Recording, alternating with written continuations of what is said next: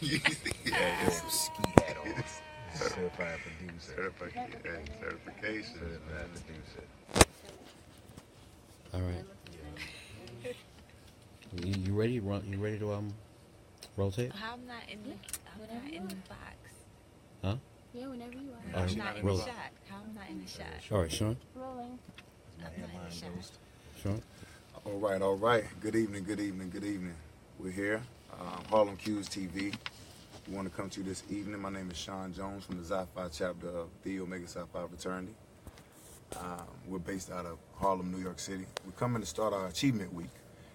Tonight we have a kickoff with our online social action program. We're having a panel. We have two of our panelists up here, and I'll introduce them in a few.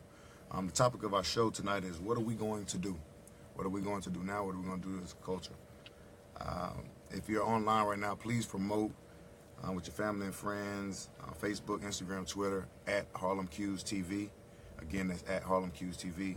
And we'll be using a few hashtags tonight. One is Xi-Phi-Qs, hashtag Xi-Phi-Qs, hashtag Xi-Phi_1926, hashtag Achievement Week 2017, and hashtag HarlemQues TV. Without further ado, I'd like to go in and introduce two of our panelists tonight. I'd like to start off. We have Miss Yearwood. Miss Yearwood has served on her board of local Boys and Girls Club. She's received her Master's of Public Administration and a BA in Sociology. And she's worked with and been involved in government, politics, and community affairs at all levels. Some examples, she's been a delegate for the Democratic National Convention, as well as she's worked with John Kerry's presidential campaign. This is Miss Yearwood. And to my right, we have Brother Kendall Smalls, J. Kendall Smalls. First and foremost, he's a brother of Omega Xi-Phi fraternity. With me, he works professionally as an embryology manager for the Global Fertility and Genetics. He served in roles as vice bacillus for the New Omicron chapter and the bacillus of the Epsilon chapter, and currently is serving as our first vice district representative, Brother J. Kendall Smalls. Welcome, welcome. Welcome. Well, without further ado, we just like to dive right on into it. Our first topic at hand, we're just going to be speaking and discussing with the current climate that we have with Colin Kaepernick trying to bring awareness to police brutality to people of color and things of that nature. It's kind of also, his message has gotten lost in the sauce a little bit. The question out there I want to pose to both of you guys, and you can start off with that. What is the best tactic that you feel, or an effective way for us to protest? Guess I'll start. Do I need the mic? Yes, Okay. I guess, marching, I think marching has a place, and that's what's been happening quite a bit. We've seen a lot of marches. We've seen a lot of protests. We saw the Women's March a few months ago, which was very successful. But I think the other piece that needs to happen after the marches and after the social media protests is actually, what community impact can we have? What are the action steps? And so my work as educated voter, I push teaching people about civic engagement and civic participation, and I think that's important. Because Martin Luther King didn't only march, right? They marched, but then they also met with the president, with the attorney general, with all those people that are working in government. So it's being able to do both, I would say. And just to piggyback on her point, whenever I was, as a former chairman of social action for Omega Xi-Phi Fraternity Incorporated Second District, what I tried to do was always follow 3 A's. That was awareness, action, assessment. We know what the problem is, what we're going to do about it. But lots of time we get lost by making one move or two moves, and then nothing happens from that point on. We don't come back to say, okay, what has been done, or what have we accomplished? If we don't have anything to accomplish, don't get me wrong, protesting is great, marching is great, but what do you do after that? Right. And that's where the assessment comes in, to see if there's any actionable items that was successful or not successful. So lots of times when we try to get into a moment or initiative, and I take you back to Trayvon Martin. A few years back when everyone gathered up in Brooklyn and they all had on their hoods for Trayvon. What's going on with that now? it was cool to put on the hoods and say I'm down for Trayvon Martin and everything, but what's been going on from there? So, as if we are to get really active and to do the marching, to do the protesting, we have to come back to it and see if those actions have been good or bad. And just to tack on to that, we also have to learn to be proactive. So the protests and the marches, they're all reacting to something that happened. And when you're proactive, it actually it puts you ahead of the game, so to speak, so that you're not always in this spin cycle where you can't, marching to me is not long-term sustainable. And so what I feel like happens is that, the people say, oh, okay, go ahead and march. You can do that because we know you're not going to be marching for months and years, right? That's not realistic. So again, it's knowing what to do in advance to prevent these kinds of situations from occurring continuously. And then, like Kendall said, it's also about having action items. Now that we have all these people galvanized, what can we do with them? I wanted to actually just hit on what you guys were saying because, like you're saying, take action. My wife gets on me all the time about this because I'm supposed to be boycotting right now. I'm supposed to be standing with Kaplan. That's where I started. But I find myself, if I'm in a public space and football is on, I'll watch it. And she's like, well, I mean, you're not really protesting. I'm like, well, I'm in a public space and I can't tell them to turn the TV. So, but I feel like I am letting it down, and she's always telling me to stay woke. So as we take more actionable items and do those things, how can we do these things but not have our message still get lost? Like it still stays relevant and stays pertinent to what we're trying to actually get accomplished. So, just in terms of, the message getting lost, I think it's really, and again, this goes back to like long-range planning. I think that our movements recently haven't been as successful as we'd like them to be because they are in a moment, and what I think is key with the Kaepernick situation is that several people have said, this is not just about Colin Kaepernick getting a job. This is about the issue of police brutality and how people of color are treated in this country. And so, we just have to make sure that we stay focused on that goal while we're supporting him and we think he should be employed, and I've had this conversation with several people. I said, I'm not watching until he has a job. And it's not about him just getting the job. It's what getting a job stands for. Right. Because it's clear that they have blackballed him because he spoke out and because he stood up for us. Personally, I've had people ask me several times, well, we want entertainers to do more. Well, then if you want entertainers to do more, we need to support entertainers when they step out there for us on the limb. I agree. I'm going to come at that at a kind of a different point. For those of us who are supporting, football like you, I'm struggling with that. But for a league that's 70% black, we have friends, family members who have sons who play in the league. And how do you not support those same guys who've been, from Pop Warner to junior high school to high school, college, and they finally made it to now say, okay, I can't watch you, whatever. We can't do it because we're protesting. The message to me has been lost a few months back when it went from the kneeling. Why was he kneeling? The NFL, the owners or your president turned into something totally different than what the initiative was for. And now the initiative is completely lost. It's completely lost. So there are initiatives or programs that Colin Kaepernick has out there now. Those programs we should be supporting. But no one knows about those programs. You only know about him kneeling and not having a job in the NFL. So for those people who want to support, besides not watching the NFL, find out about the man you're trying to support. Don't just go to your son's basketball game or football game, you're kneeling. Find out what Colin Kaepernick is doing. Find out what his initiatives are and how can you support those initiatives. That will keep the movement going.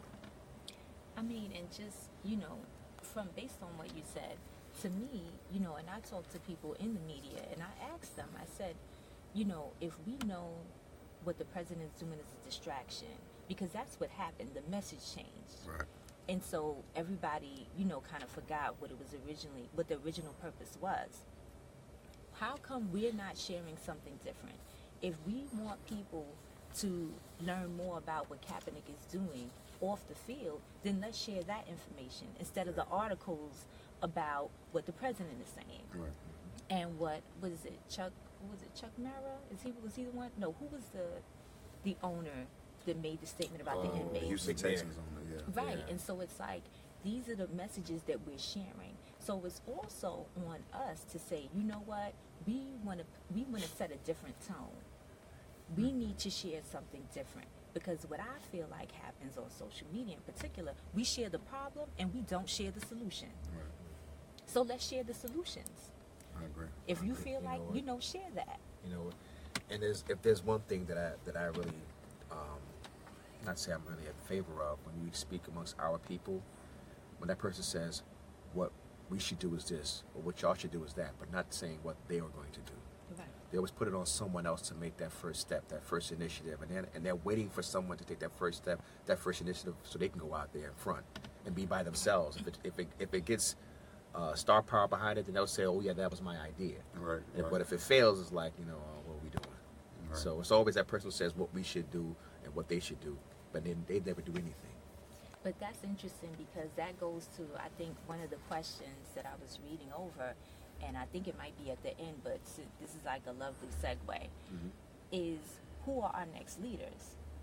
And my answer to that question is the person in the mirror.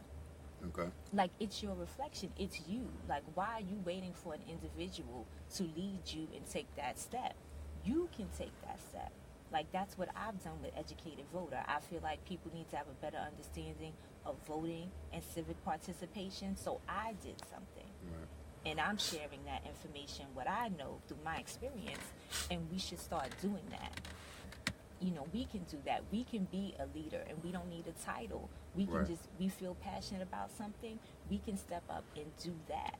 And that's the beautiful thing. I'm glad you actually were able to make a clear segue into a very next topic, and that was just to ask the community, the Facebook, Instagram, the social media community, just asking what should, and I'm asking you panelists as well, in your opinion, what should our next black leader, look like? Should he be an economist? Should he be a politician? Should he be what should Why that I gotta person be a look like? he? Why I gotta be a he? Exactly. Why- And they were why I asking, gotta so be a guess he? what? He or she. Thank you. What should he look like? You go right ahead first. Yes, please. No, go ahead, mister. Well, I think she is right. Our leaders must come from within. It has to be someone who who's not afraid. Who's not afraid to step forward. Who's not afraid to be on their own. Who's not afraid to be ostracized, Because those as you look at our former leaders, they were ostracized in the beginning. They were by themselves, and then it slowly galvanized and slowly picked up pace. Who's going to take that first step? Who's going to take that first initiative and say, okay, no, this is not right, and stay there? And stay there. Because I mentioned Trayvon Martin, I mentioned the other things that have happened to us, but the leaders who stepped forward, they haven't stayed. Right. They haven't stayed. They got the limelight, they got the pictures, they did a couple of walking, but they haven't stayed. But that's one thing I'm glad you mentioned, because it kind of goes in exactly what we're talking about. I think people, my wife and I have a discussion a lot. I think people are scared to see proof in the flesh and put themselves out there, because just like with NFL players, I told my wife, if they would cut off the money, these things, or if somebody would step out and just really not play, it really sends a signal. And like you're saying with the person, they can do things, but it doesn't really affect change until they stay and commit themselves to this. And they may be like Colin Kaepernick. He may be the example, but I think in history, that's kind of what you're saying. And like you mentioned earlier about when the NFL first started, and like you, I was doing some work around the house, and the games happened to be on. My wife was like, "Yo, man, what are you doing? Right. What are you doing?" So the haze is real with that. It's like stand with a move. But my thing was like, okay, well, if I'm going to do this, then what are they doing? What are our leaders doing? Are they really getting behind this? But if you notice, some of our extremely strong black leaders have been real silent with this. Yeah. Those on television, wink, wink, radio, another wink, haven't really done anything, and they have the power to do so. Right. So, I mean, it's interesting. I was having a conversation, about this with my husband, and it was funny. We were, talking about civil rights in general, and it was like, those guys weren't that popular at the time. So, And so now we look back on it, in history, and Right. now all of a sudden, anybody you talk to from that time period, everybody marched with Dr. Martin Luther King. Right. Everybody. Right. Everybody was there. And I'm like, yeah, like some people actually they were there, but other people I'm like, was you Right. really there? But like 60% of the people didn't support the Montgomery bus boycott. Mhm. And so it's like we have to remember that, you're not going to get everybody all the time. But just in talking about what the players could do, I'm just thinking about there was a college team, was it Grambling? Like I'm saying, was it Grambling? It was a Southern team that decided not to play like the big homecoming game. And then the school lost like $1 million. And the coaches supported them, but these were college students. Right. And this just happened a few years ago, where a racial incident happened on their campus, and these football players said, we're not going to play this big game. And they lost advertising dollars, but it impacted the school such that change was made. right. My idol, the one person I look up to the utmost besides God is Muhammad Ali. Ali lost everything. He took a stand for something. He believed that he lost everything. He was ostracized, ridiculed by our own black people. athletes at the same time. Same people. But yet he stood for something that he felt he believed in, lost everything, and now he's the most recognizable man on the face of this planet. So, as we mention our leaders and what they should look like, it's got to be that person who's not afraid to stay. Right. Not afraid to stay. Because a lot of times they'll get the heat, they'll get, someone pull a coattail and maybe give them a couple of dollars, and all of a sudden their protesting go away. Because it happens a lot with our people. Yeah. They get paid to go away. It's that person who's going to stay there in the fight to get that initiative done and believe in what we're doing. That's the person we got next week. Well, I'd like to just take a little moment to actually decompress and actually let the online viewers chime in with any questions or things they may have. But in the meantime, we have a few minutes that anything that you have personally that you would like to promote and share that the world should actually know about that you have going on. Either one of you two. Well, we're celebrating our Founders Day in a couple of weeks. I'm going to probably be down at Howard University for the rededication ceremony. We'll be down there with the greatest fraternity on the planet. Okay. And next year, I'll be running for the position of district representative in the mighty 2nd District, Okay. which covers New York, New Jersey, Pennsylvania, Delaware, and Maryland. So as we continue to grow and to build and to do those things that really affect us, I'm looking forward to working with new and innovative brothers and sisters Yes. who can have ideas to help us push our people forward, because we are the leaders that we are looking for right now. True. All right? True facts. Okay. I guess I'll start with reminding people the next Tuesday is Election Day in New York State, in New Jersey. You have to elect a governor. I want to say, was it Virginia? There's a big race. There's a couple of races going on around the country. So remind people to get out there and vote next week. Check Educated Voter on Facebook and Instagram and Twitter, and educatedvoter.net for voting resources. Check our voting resources page. You can find out, especially if you live in New York City, you can find your poll site. You can view your sample ballot in advance. In New York, there are 3 ballot proposals. A lot of people are right now, they're talking about the Constitutional Convention, but that's only one proposal on the ballot. There are 3 proposals. They're all on the back of the ballot. So make sure if you live in New York, turn the ballot over next Tuesday, November 7th. All right. Well, that's a little bit. We're going to actually compile some of these questions that we have from online viewers and things of that nature. We're going to take a quick break, and we'll come right back with you with the other two panelists and continue our conversation. Thank you for being here, and stay tuned.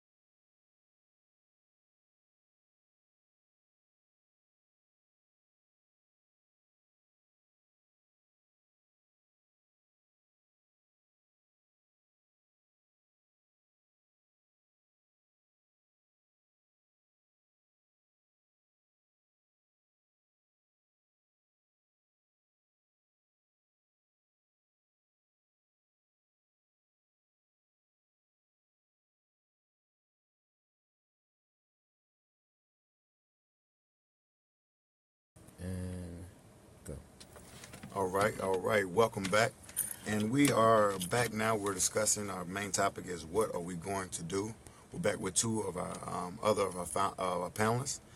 We have Miss Akima Moore to my left.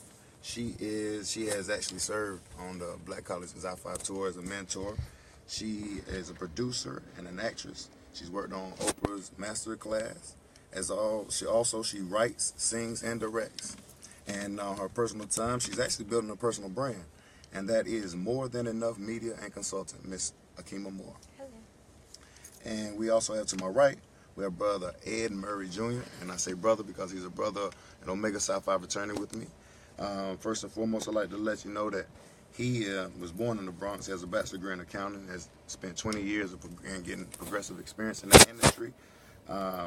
He actually is currently a senior associate director for Ernest Young and has served as senior vice president and controller for some of the largest banks across the country. Brother Ed Murray Jr. Thank you for having us. Yes, yes. So we're just going to dive right back in. And we've hit two topics, but I want to dive into our third question. And it's pretty much something that rings a little close to home because my wife actually had she had a lot to say about this. And it's actually concerning our image and representing our culture in the media. You know, with the Dove commercial that's had a little bit of backlash, with Jamil Hill and things of that nature, being able to express herself. I just wanted to just to jump right in and just how can we actually help control our image in this time and day, in this climate, as well as reshaping the narrative in media today? For me, it's an interesting question because I am in media. So what he did mention is I am a member of Sigma Gamma Rho Sorority Incorporated, and I'm always using the hashtag Sigma Savvy. I use that hashtag a lot because image is very important, and not from a narcissistic view, but more of what we look like here to us may just be television, but what I've learned by working in media is it's actually our biography to the rest of the world. So what they see on television here, whether it's you throwing a drink or you throwing, a compliment to your sister or brother, that is what the rest of the world takes as who we are. They don't understand it as entertainment or just media.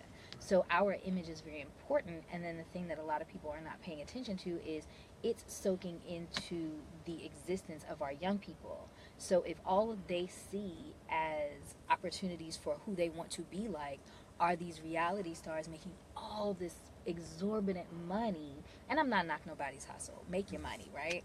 But if all they see making the money that they think they want as an adult are the people that aren't really showing integrity, aren't showing substance, aren't showing decorum, all those things as specifically as Black Greeks, but we're taught that are important to who we should be in the system, right?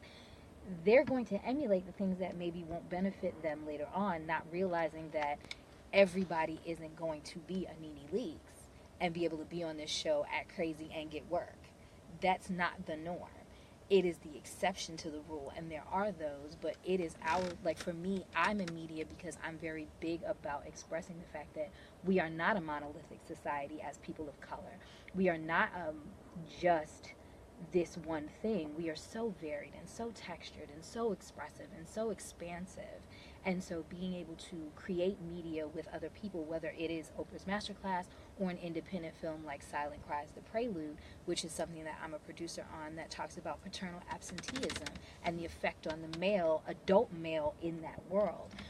Using media to create these narratives or to address the narratives that we aren't so proud of, but also to talk about the things that we are. And so I feel like it is our job, especially as media makers of whatever platform, be it digital, film, television, theater, I work across the spectrum, to create opportunities to address the things that we don't like in our society and also bring attention to those things and how we can most things won't be rectified overnight, but incite the dialogue at the very least to show that there are facets to this thing and it's not just this one vision or petition of what or who we are. I like your response because it was comprehensive, so I definitely appreciate that. And I'm going to address another twist in that what I'm seeing is a shift in that we're starting to control the narrative. We've always asked for so long for those who are in that platform, who are before the national audience, to represent us, to advocate for us. And for a long time, we didn't see that. But then when you see somebody like Colin Kaepernick, as an example, who's on TV and it cost him his professional, or I don't want to speak in finality yet, but it may have cost him his professional career. Well, to be no, it's willing. not final. He ain't been on a field in 2 years. No, hold on. He hasn't been in the field since last year, and we're in the middle of the season. So I'm gonna say, I'm still optimistic that he will get back on. Me Amen. too. Me too. But what I like is the fact that you see people like him, you see people like Jamel Hill, who, yeah, I don't care what the understanding here is at ESPN. I'm going to speak out. I'm going to use my voice. I'm going to use this platform to speak and advocate for our people. In that way, we are controlling the narrative. We are shaping the image of what of our community, how we're viewed. We're not just somebody who shucks and jives on TV. Right. We're not just somebody who just reads by script, but we have things that matter to us, and we're going to use this platform to make sure that the society knows what's going on in our community, the things that are important to us, the things that you may be overlooking. We're going to bring that to the platform, and it's costing people, but I love the sacrifice that they're making, and we didn't have that before. Right. The cool part is, if you are in tune with independent media, there's so many things out there that address these things and are different from what you see on mainstream. Like, and now you have your HBO Go's and you have your Netflix and you have your Hulu, which are picking up these independent projects. Like BET picked up Black and Sexy TV. You have not seen Hot Sexy Black Love Right. Right. like that on national television like they're trying to push today. So now with independent media being a new thing, it's not new to us, but it's new to the general public. They even have ways to see what we don't get the opportunity. We control the narrative from even the grassroots place, as well as the Jamel Hill, you know what I mean? Because everybody doesn't have that level of platform, and it's amazing to see those that do that. But those of us that don't have that level of exposure are still committed to showing who we are, flaws and all, and just showing us as people. So, like, let me ask you, as you're speaking about the shows, this is not a independent show, but the show Blackish. You familiar with? Yes, Familiar I am. with Blackish? Absolutely. Their content and their message. What do you think about that show? Blackish is this generation's Cosby Show, to me. Okay. I feel like the times are very different, but in the same way that when I was growing up on Thursday night, my grandmother and I would sit in the living room and it was Cosby at 8 and A Different World at 8:30. She had her Snickers and her Pepsi.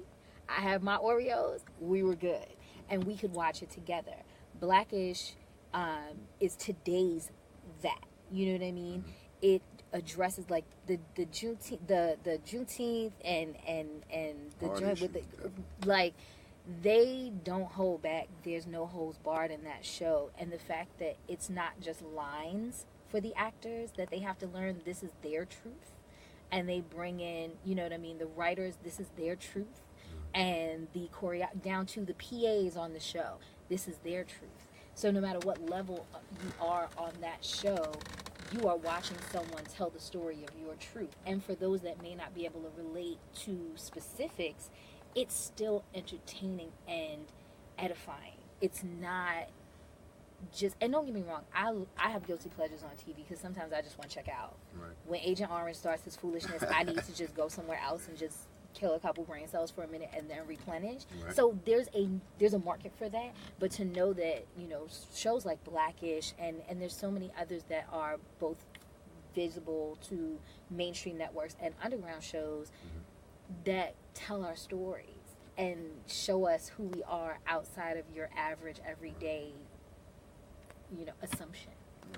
Yeah, I don't know. That's an interesting perspective, and I think where we fit in society. You're a millennial. No, You're not not. exactly. Gen Well, X. there's a new term for our generation. I forget what it's called. We are the go-between of Gen X and millennial. Like I'm okay with the fact that I don't look my age, so I always have no problem telling it. I was born in '78, so I'm You not were? a millennial. Yes, so I'm Okay, not a millennial. Kudos. Okay, see, so I'm a baby boomer. Right. I'm at the end of that baby boomer stage. Mhm. I don't know if I would consider this generation's or today's Cosby. only because of for me, the historical value of the Cosbys. Not saying that the show is not a good show, doesn't have that value for me.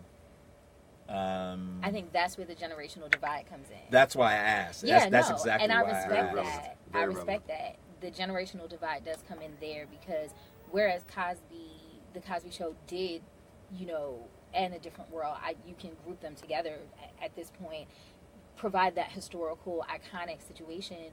But today, to be on TV and have the Roots singing about the whole deal of I'm just a slave animate, like that to me is the equivalent of like when it was grandma and grandpa's birthday and the kids would perform or do some old jazz number that we would then learn about, or Lena Horne shows up, or and again, this generation is going to be different because it's a different time and a different space. But to me, it's one of a very small number of shows on national television that these kids can look at and say, I'm going to learn something about myself today. Or I'm going to at least see a positive example of a black couple that are married with children and how they deal with those children in today's society. My opinion. And I respect yours as well. I understand it in that context. Yeah, because for me... It's not a comparison for me, one to the other. It's in today's world with today's language. I hear you. I guess for me, the Cosbys, they picked, it was just strategic. Mm-hmm. They were, the mother and the father were the most prestigious profession. And you saw this in the African American community. And they didn't live in the suburbs, but they lived in the nice part. I don't want to call it the hood, but they lived in Brooklyn Heights. That's not the hood. No, it's not. That's my point. It's in the city. They're still in Brooklyn, in the city. So I don't know. It's just for me and I think you said it right. The iconic, its place in history. It's hard for me to consider, and I'd be interested to hear how other people think, because it would be hard for me to consider that to be Cosby. Well, I think that's a question that can be answered in 20 years. Because living in history, you don't realize history is always history. And that's beautiful. That's true. That's beautiful. That's true. But I'm glad that you actually said that. In 20 years and living in today's time, that's going to segue to our next question I wanted to ask you. What would we, if we had a time capsule, and we could put in this time capsule a Get Woke starter kit? Just something that we could leave for future generations to know about our past, know about things that we've experienced, things that we've gone through. Because, just like the example, we have Cardi B, Bodak Yellow. I used to teach. So the kids are very familiar and very fond. They can sing every line of that song, but probably know one or two, if that, words to the Black National Anthem. How does that make you feel? Like, what could we live? If you're a member of the Sci-Fi New York City Black College Tour, you know all three stanzas. You've been on our tour. You've been on not just the first stanza. You know all three stanzas if you're on the Sci-Fi Black College Tour. I'll let you start that one. So let me just make sure. So ask the question again. Just I want to get just 3 to 5 items that you would actually put in our Stay Woke starter kit time capsule to leave for future generations to be able to hold on to our history and know what we're really about. Okay, so a couple of things. One, you would have to put something in reference to the fact that in this time, in this generation, we had our first African American president. Definitely. So you got to have something that is monumental. Definitely. So you got to have something for that. I think you also need to have something for hip hop because it started when I was in high school, right? Or actually, just beginning high school. The roots of it started, but its impact on mainstream society, I think you got to have something that relates to Jay-Z or somebody else. Just you got to have something in that regard. I think you also need to have something. I think you need to have something for our organizations because some of us are 100 years or coming up on 100 years. Yes. We're still here. We're making a difference. I mean, this is a product of a fraternity just deciding we want to honor achievement in the community. Correct. So I think those are just a few of the things. You said 3 to 5. I'm gonna use 3 for now, but I think the president, I think hip hop, I think the African American experience, particularly through the fraternities and sororities. I think those are 3 things that you would definitely need to put in that bubble. Very, very, I very agree with that. I think to add to that would be, and these are, I guess, to some people these may be frivolous items, but I feel like they definitely identify and address this generation. It would have to be a Stay Woke T-shirt. Okay. Because there is a new generation of not just protesters, but people that care about what's happening and want their voice to be heard. So I just say the Stay Woke T-shirt because that's one of a million. Everybody's got like different graphic tees that say these things, that they are walking around as physical billboards to remind folks, not today, not me. You know what I mean? I don't accept this. I would also say probably some kind of, I would say an iPod or iPhone with music from 70s to today. I mean, everything from like Earth, Wind, and Fire and Sugar Hill To Gang Uzi Vert. to Lil Boat Guy. Yep. Okay. All right. I because the thing about it is, though it may not be my choice of music, it is still something that the kids relate to. And you have like a Bodak Yellow, where you have an educator that then changes the words and teaches a history lesson with that same song, and the kids will relate to it because they know the melody and they know the catch and they know the cadence, so they're gonna ingest that information. So we have been, I could say that the last, from your generation to ours, have probably been the most innovative and the most evolved in terms of making sure that we know who we are and that they know who we are. And that is incredible. Definitely. Here you go, brother. All right.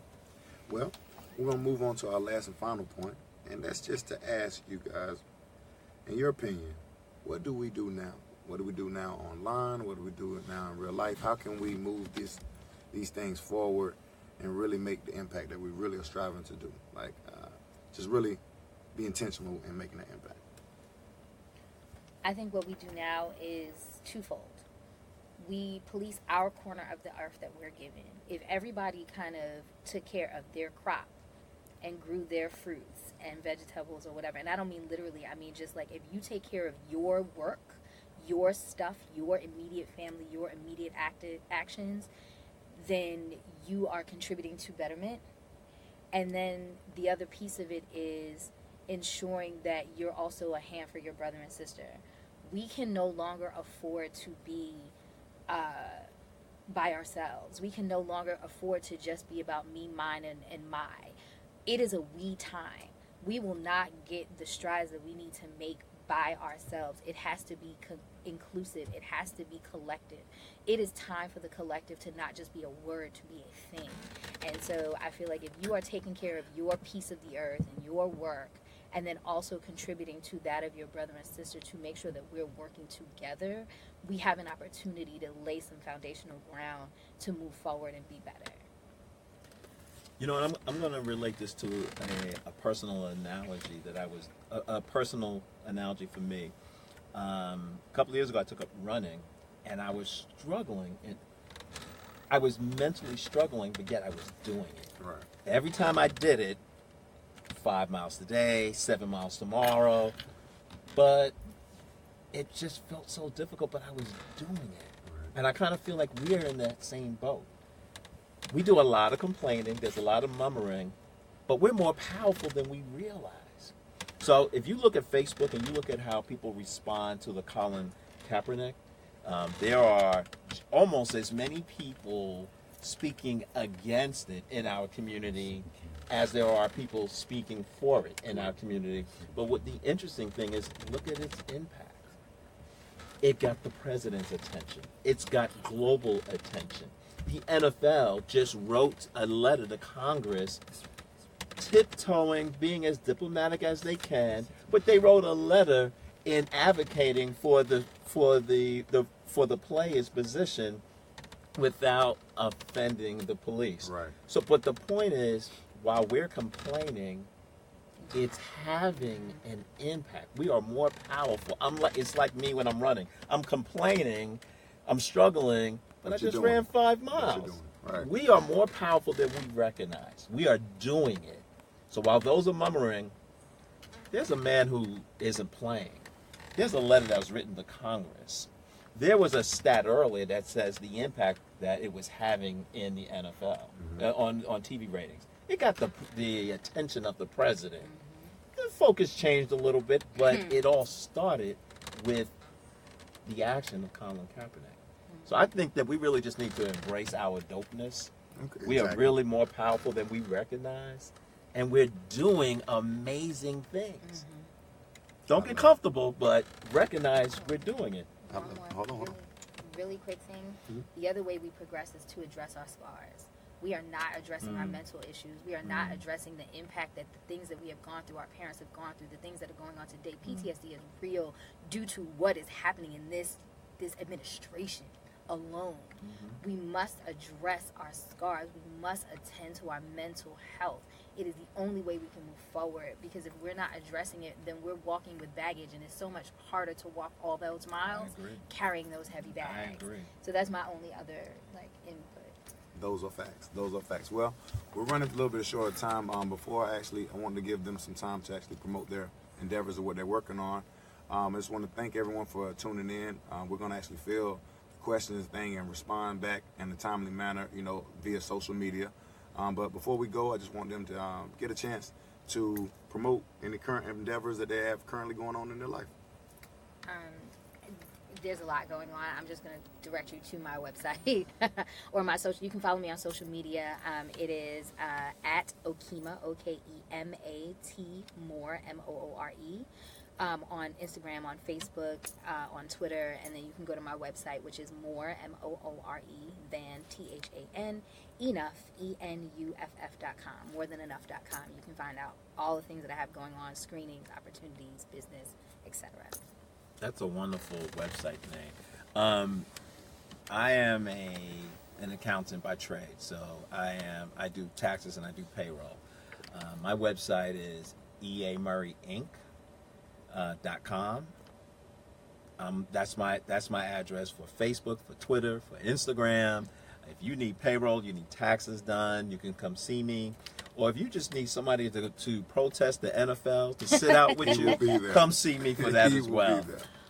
Well, definitely. I'd like to thank you guys for joining us this evening. We're going to wrap it up. I want everyone out there to have a blessed and great week and weekend. And we'll be signing off and saying goodbye. Talk to you soon.